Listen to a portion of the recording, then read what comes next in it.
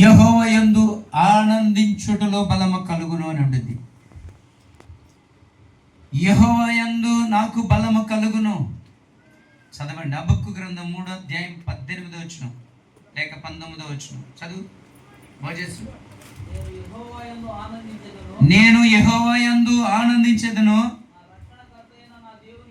నా రక్షణకర్త అయిన నా దేవుని యందు సంతోషించెదను. ప్రభువుకు యెహోవాయే నా బలము. చాలు చాలు. ప్రభువైన యెహోవాయే నా బలము. అర్థమవుతుందా? నీకు ఎవరి బలం తెలుసా? దేవుడు. నువ్వు ఎవరిలో ఆనందించాలి? ప్రభువులో ఆనందించాలి. ప్రభువులో ఆనందించడం అంటే ఏంటి? శ్రమలు రావా, ఇబ్బందులు రావా, సమస్యలు రావా, అవమానాలు రావా? వస్తాయి. నువ్వు ప్రభువుని ప్రేమించుకోవాలి, నీకు శ్రమలు వస్తాయి. మిత్రమా, ఆలోచన చేయాలన్న ప్రియ సహోదరి సహోదరుడా.